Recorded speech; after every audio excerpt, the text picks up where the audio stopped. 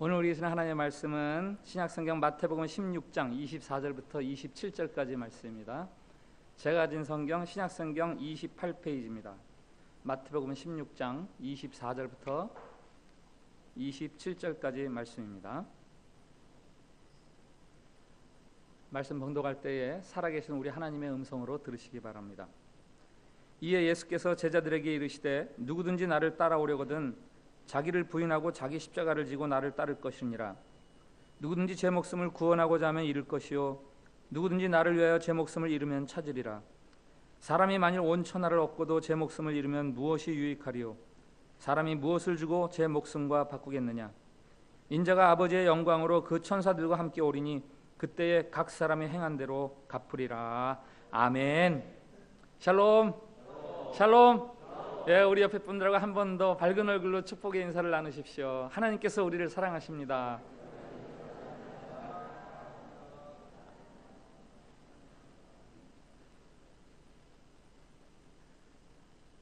사진을 좀 모았습니다.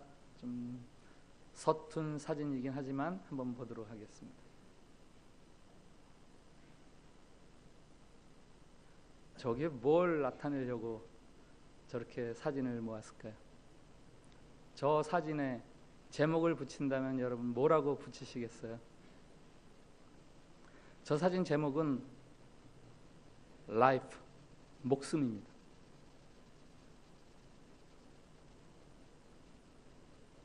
시리즈 설교 나를 위한 질문 세 번째 시간, 무엇으로 목숨과 바꾸겠느냐? 오늘 말씀 26절에 예수님이 제자들에게 질문하십니다. 사람이 무엇을 주고 제 목숨과 바꾸겠느냐? 저 첫 번째 사진, 가득 찬 것 같은 저 목숨이 두 번째, 세 번째 점점 줄어들다가 마지막에는 하나도 남지 않습니다. 다 사라집니다. 그게 목숨이에요.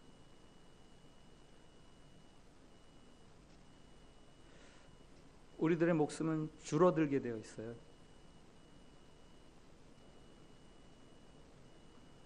목숨을 무엇과 바꾸겠느냐라는 예수님의 질문은 목숨과 바꿀 거는 아무것도 없다, 목숨이 세상에서 제일 중요하다, 그 말씀이 아니죠.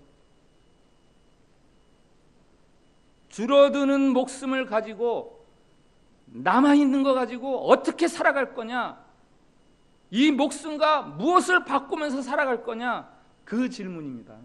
삶을 어떻게 살아갈 거냐라는 거죠. 오늘 주님은 십자가를 지는 삶으로 목숨을 대신해라, 그렇게 말씀하세요. 누구든지 나를 따라오려거든 자기를 부인하고 자기 십자가를 지고 나를 따를 것이니라. 24절 말씀 한번 띄워주세요. 누구든지 나를 따라오려거든 자기를 부인하고 자기 십자가를 지고, 이거 똑같은 말이죠. 자기 부인하고 자기 십자가를 지는 거하고 다른 표현으로 강조하는 거예요. 똑같은 거를. 25절에는 그런 말씀이 있습니다. 나를 위하여 제 목숨을 잃으면, 나를 따르려면 다 순교자가 돼야 된다, 나를 따르면 다 저 속세를 떠난 수도자나 아니면은 목사 선교사가 돼야 된다, 그런 말씀입니까?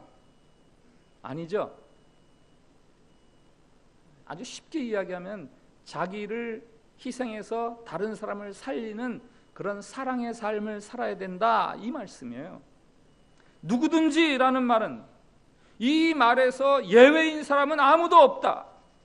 성경에 누구든지, 모든 이런 단어들은 읽을 때 나라고 읽으면 된다고 말씀드렸습니다. 모든 사람이 죄를 범하였음에 하나님의 영광에 이르지 못하였으니 내가 죄를 범하였음에 하나님의 영광에 이르지 못하였다, 이렇게 읽으면 되는 거죠.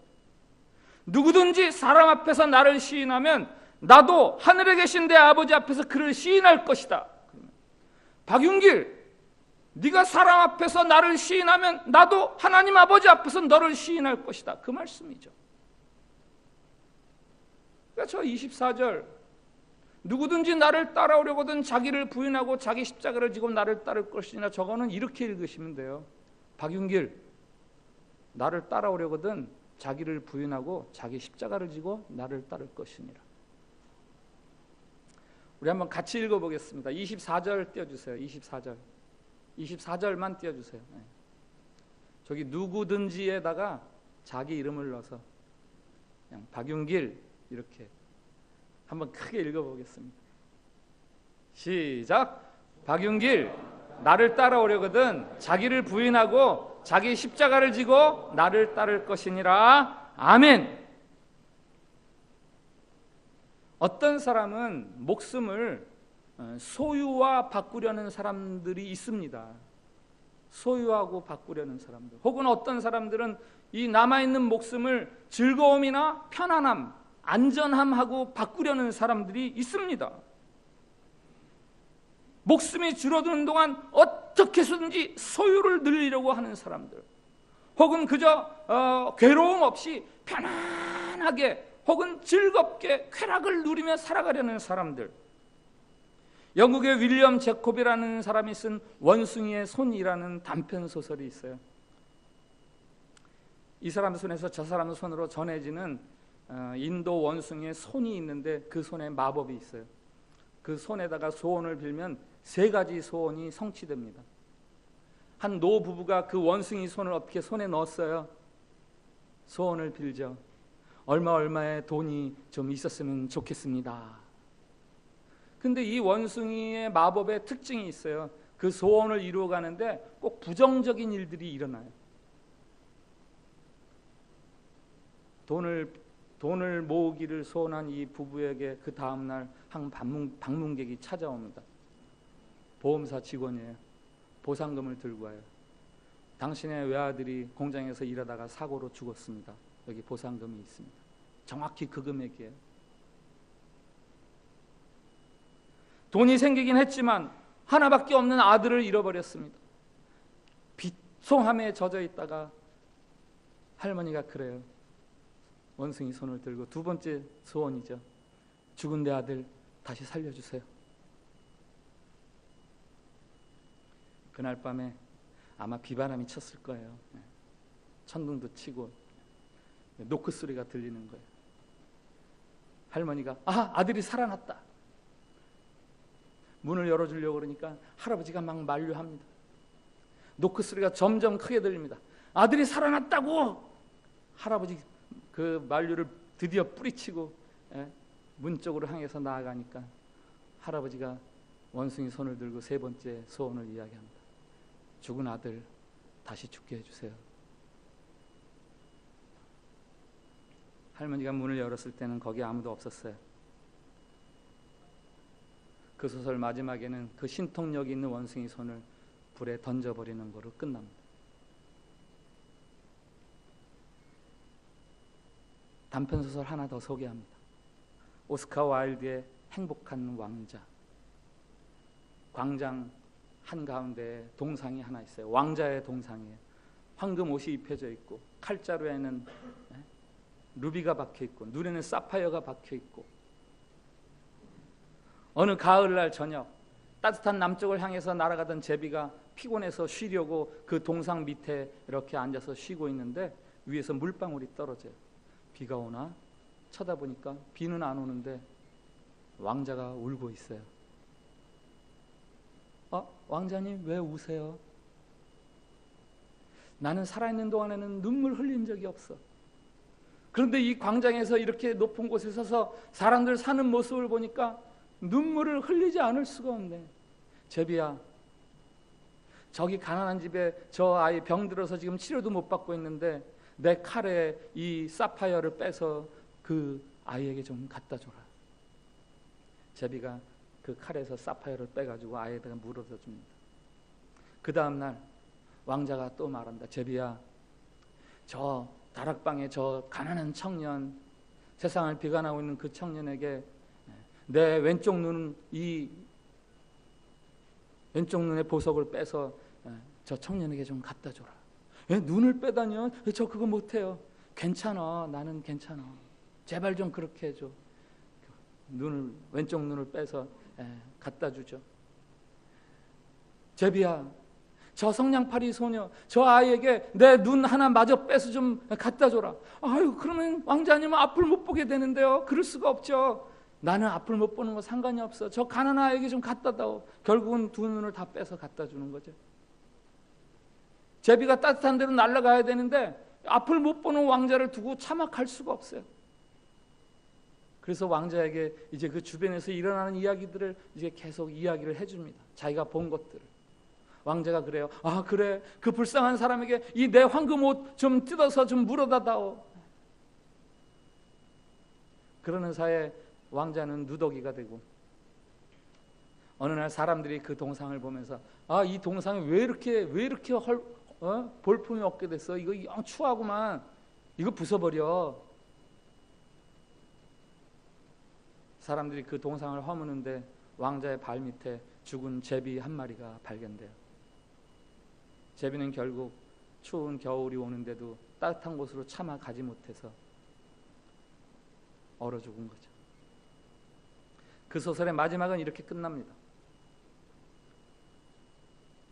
하나님이 천사에게 저 도시에서 가장 아름다운 것 2개를 골라와라. 천사가 와서 그 쓰레기통에 처박혀 있는 왕자의 나부로 된 심장, 그리고 제비의 시체, 그 2개를 가지고 하늘로 올라갑니다.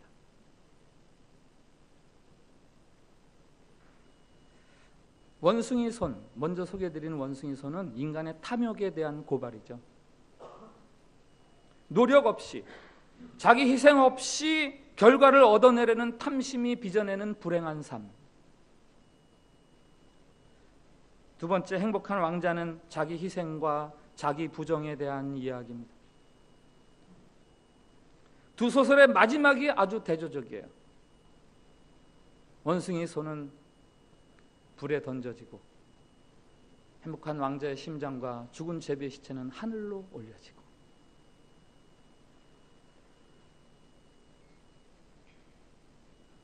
요한복음 12장은 예수님께서 예루살렘에 입성하시는 이야기가 담겨 있는데, 요한은 마태, 마가, 누가하고 예수님의 생애를 같이 기록하지만 그들이 못 본 것들을 좀 남겨둔 이야기가 많이 있어요.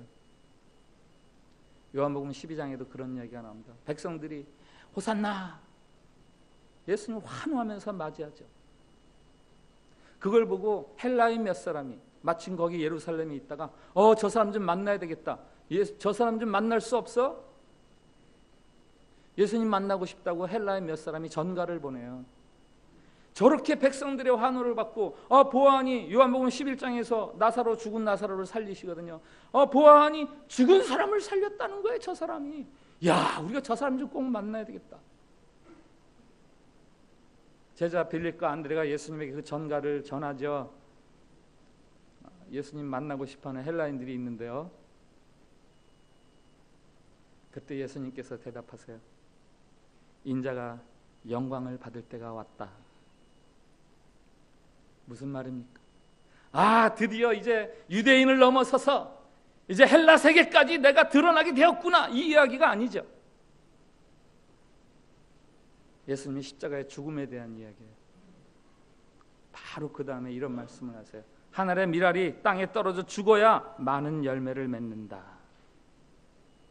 기적과 환호성을 보고 예수님 좀 만나봤으면 하는 헬라인들에게 십자가의 영광, 자기가 희생해서 죽는 삶, 그것에 대해서 예수님이 이야기해 주세요. 십자가는 죽은 사람을 살리는 기적적인 능력이나 혹은 사람들의 환호성을 받는 그런 것들보다 더 영광스러운 게 십자가에서 죽는 삶이다라는 거예요. 이것이 이해될 때 예수님께서 자기를 부인하고 자기 십자가를 지고 나를 따라라 하는 그 말씀이 비로소 이해가 되는 거예요. 십자가를 진다는 것에 대해서 우리의 삶이 무거운 이유는 그것이 무엇인지 정확히 몰라서 그래요. 예수님이 요한복음 10에서 그런 말씀하세요. 자기 생명을 사랑하는 자는 잃어버릴 것이요 이 세상에서 자기 생명을 미워하는 자는 영생하도록 보존하리라. 자기 십자가를 지는 삶, 자기 부정하는 삶에 대해서 영생을 누리리라 이렇게 약속하십니다. 영생이 뭐예요? 오래 사는 게 영생이 아니죠. 예수 그리스도의 생명을 받아 누리는 풍성한 삶, 그게 영생이에요. 자기를 부인하고 십자가를 지라는 말씀은 고통스러운 삶으로의 초청이 아니라 영광스러운 영생의 자리로의 초청이에요. 빌립보서 2장에 초대교회 교인들, 초대교회 신자들이 부르던 찬미송이 하나 나와요. 노래가 하나 나와요. 제목이 그리스도 찬미가. 그는 근본이 하나님과 동등한 분이셨지만 자기를 비우시고 종의 몸, 곧 인간의 몸으로 이 땅에 오셔서 십자가를 지고 죽으셨다. 하나님께서는 그를 높이셔서 모든 무릎이 그 앞에 무릎을 꿇고 그로 만유의 주라고 칭함을 얻게 하신다. 이게 그 노래의 가사예요. 예수님의 생애를 압축해서 그 당시에 기독교 신자들이 예수님을 찬양하는 거죠. 자기를 부인하라는 말씀이 부담스러운 것은 그것을 자꾸 버리라는 말로 들어서 그래요.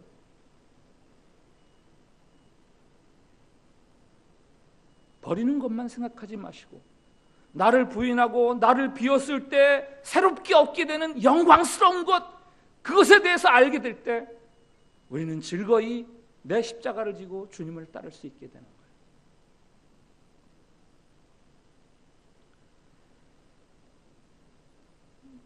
시인과 촌장의 하덕규 씨가 부른 가시나무새라는 노래가 있습니다. 이게 검색하다 보니까 고등학교 교과서에도 실렸대요. 이 대중가요 가사인데,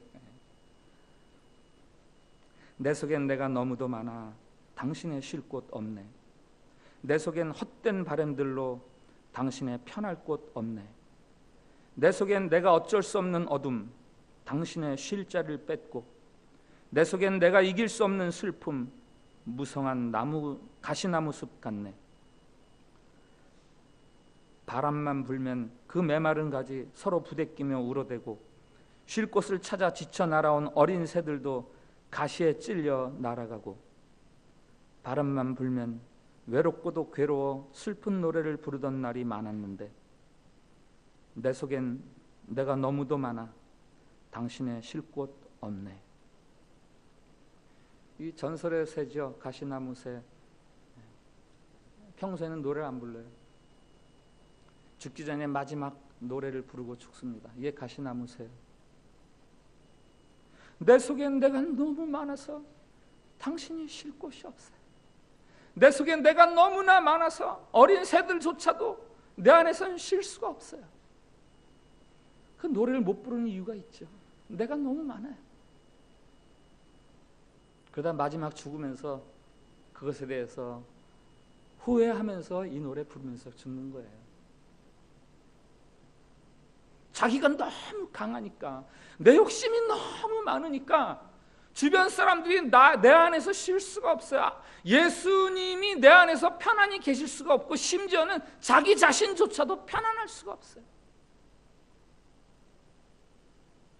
자기가 너무 강해서. 그 삶이 가시나무 숲 같다는 거 아니에요. 자기가 너무 강한 이야기, 이게 출애굽기 3장 4장에도 있습니다.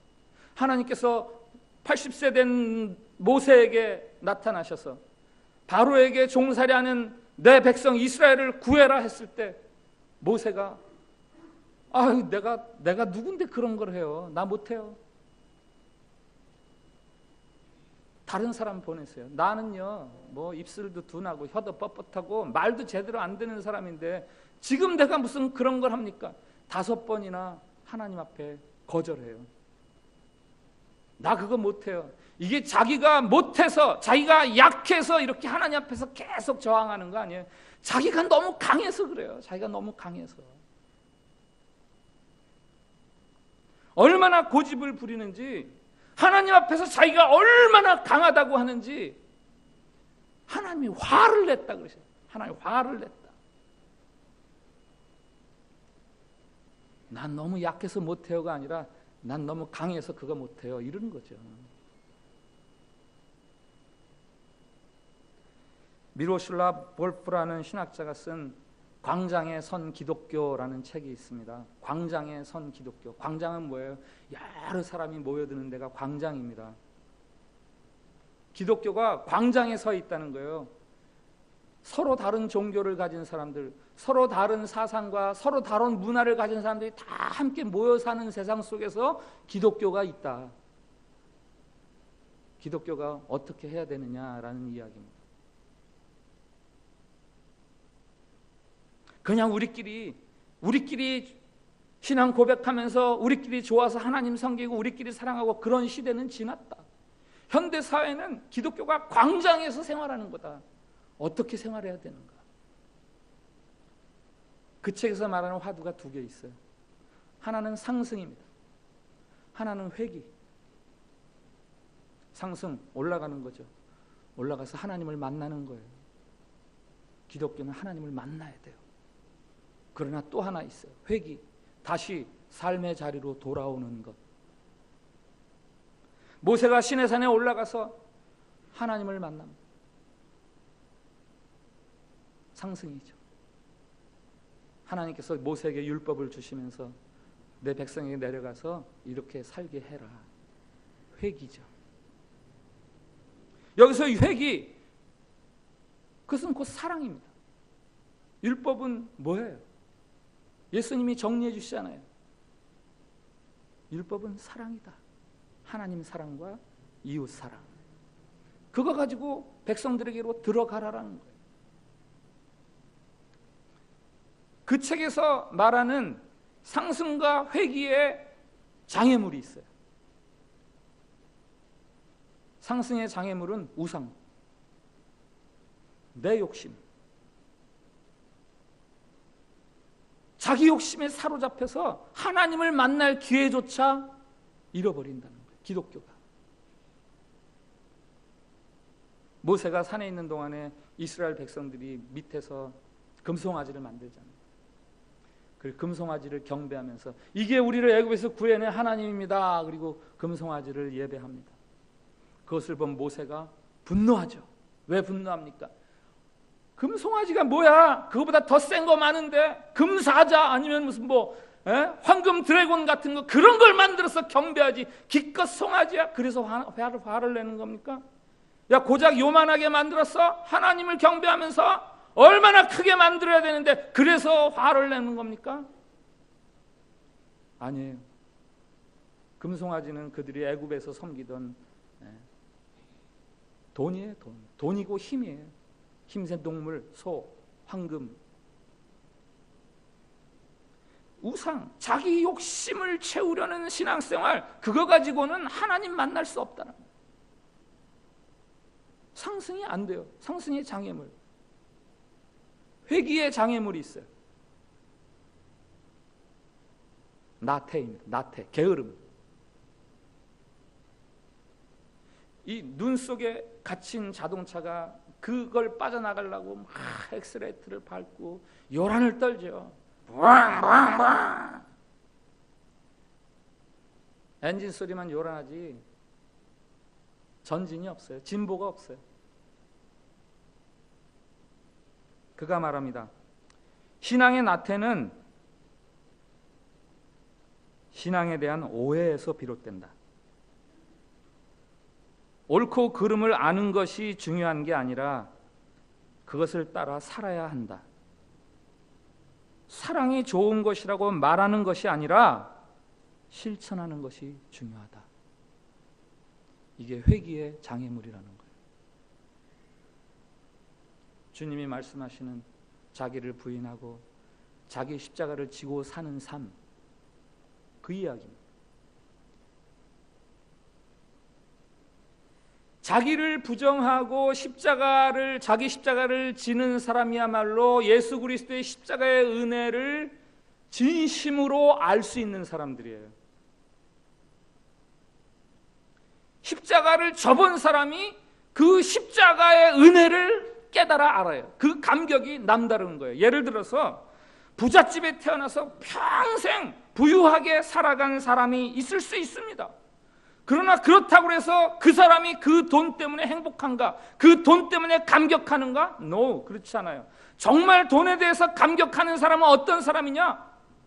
돈을 위해서 내가 애써 땀 흘려 수고해서 소득을 얻었을 때 그 사람이 아, 이 돈이 참 귀하구나 이렇게 이야기하는 거예요.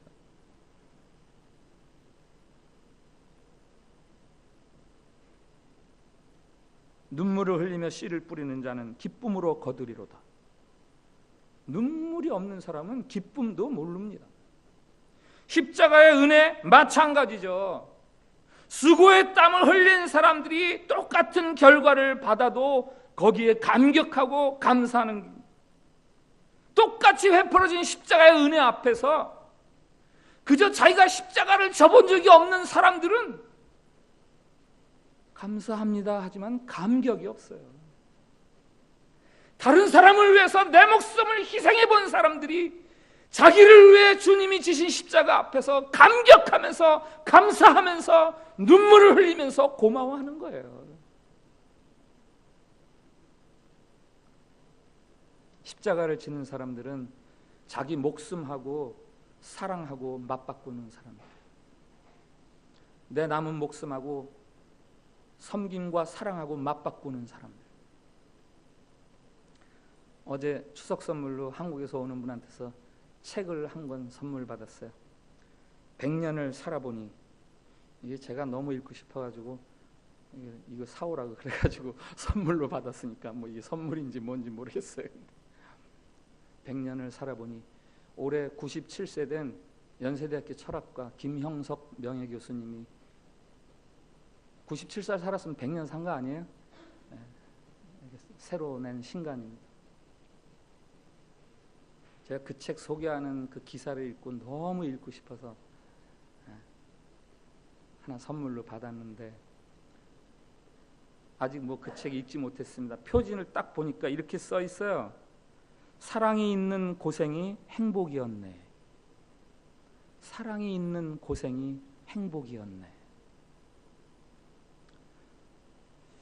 무엇으로 목숨을 바꾸겠느냐라는 오늘 설교의 질문과 연관해서 생각을 한다면 100년을 산 진리를 추구하는 철학자가 답을 주는 거예요. 무엇을 목숨과 바꾸겠느냐고? 사랑으로 행한 고생. 난 그거하고 바꾸겠다. 참 행복하더라. 그 책은 그 이야기를 해주는 겁니다. 목숨이 아직 남아있을 때, 목숨이 아직 남아있을 때 여러분의 그 목숨을 사랑과 바꾸십시오.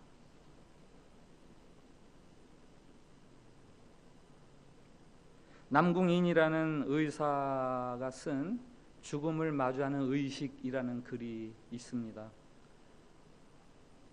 응급의사라 그러는데 뭐 정확하게 어떤 역할인지는 모르지만 생사의 기로에 있는 사람들을 돌보는 의사인 것 같아요.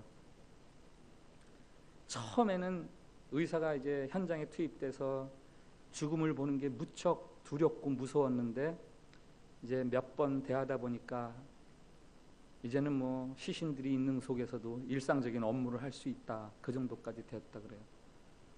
이렇게 씁니다. 죽음을 마주하는 충격을 직업적인 사명감으로 몇 번 견뎌내고 나면 어느 순간 웬만한 죽음에는 흔들리지 않는 자신을 마주하게 된다.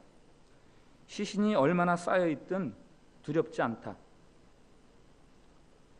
그러나 좀처럼 익숙해지지 않는 죽음이 있다. 내가 지시를 내려 그 지시대로 했는데 죽은 환자. 사망을 선고받고 유족과 의료진이 분주히 오가는 현장에서 죽은 환자를 대상으로 처치했던 나의 지시들을 하나하나 복기하고 그때의 생체 반응도 일일이 외워둔다. 내가 치료 처방법을 내고 그렇게 치료를 했는데 그 사람이 죽은 환자, 그 환자를 대할 때는 가볍지가 않다는 거예요. 내가 처치했던 처방이 무엇이었지? 이 처방을 내렸을 때 환자가 이렇게 됐었지, 이렇게 했을 때 이렇게 됐지. 그거를 일일이 다 의사로서 일일이 다 복귀한다는 거예요. 바둑 기사가 첫 번째 전부터 마지막 전까지 다 복귀하는 것처럼. 그러면서 이렇게 씁니다. 방금 벌어진 일련의 과정이 전부 최선이어야 한다.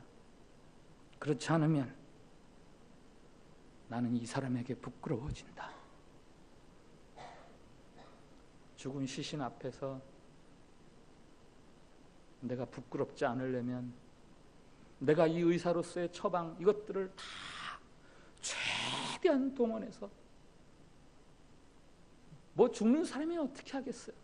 그러나 의사로서 할 수 있는 최선의 것을 내가 다 해야만 이 죽은 자 앞에서, 이 망자 앞에서 내가 부끄럽지 않은 의사가 될 수 있다라는 그런 소회와 결단을 담은 글입니다. 여러분의 목숨이 줄어들고 있어요. 죄송하지만 다시 한번 들어주세요. 여러분의 목숨이 줄어들고 있어요.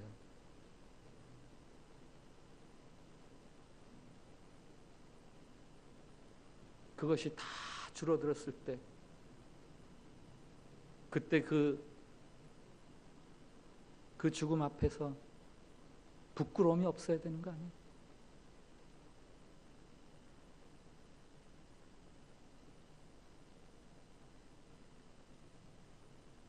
영화 빠삐용에서 빠삐용이 죄가 없는데 무기징역 선고받고 그 외딴 섬에 감옥에 갇히니까 자기는 자유가 그리워서 나는 죄도 없는데 탈출을 시도하다가 그때 번번이 실패하고 점점 더 감옥 생활이 고단해지고 괴로워집니다. 점점 더 어려운 감옥 생활. 그러다가 꿈을 꾸죠. 자기는 무죄인데 그러면서 꿈을 꾸는데 꿈속에서 자기가 재판을 받아요. 그 영화에서 그 재판받는 모습의 빠삐용이 가장 아름답게 나와요.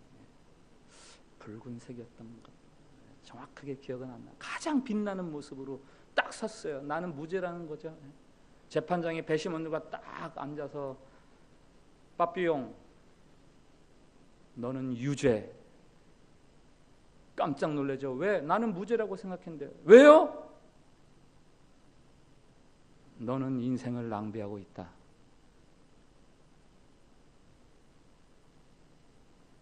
그 장면이 뭘 얘기하는 거예요?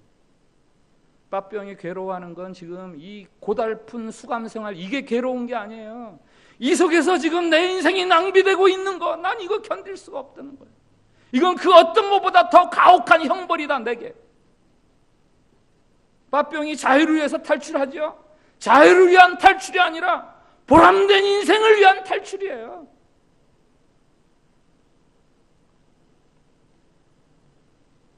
목숨이 헛되이 줄어가는 것은 수용생활보다 더 비참한 거예요. 오늘 주님이 말씀하세요. 누구든지 제 목숨을 구원하고자 하면 잃을 것이요 누구든지 나를 위하여 제 목숨을 잃으면 찾으리라. 27절에도 말씀하십니다. 인자가 아버지의 영광으로 그 천사들과 함께 오리니 그때에 각 사람이 행한 대로 갚으리라.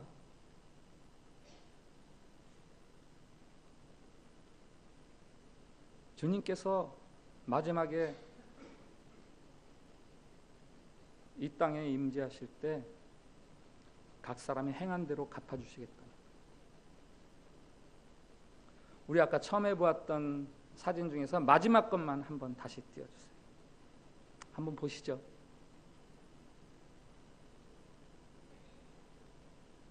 저 밑에 이름 세 자를 적어 놓어도 괜찮아요.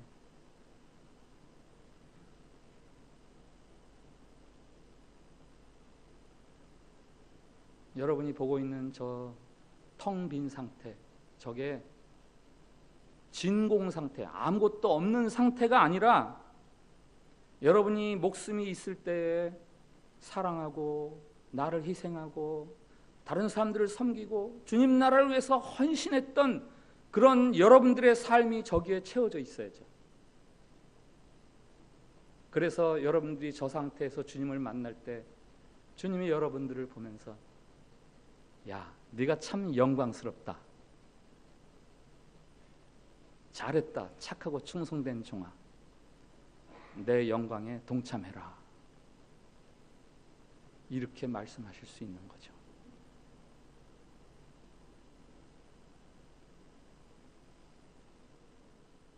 일어나서 찬양하겠습니다.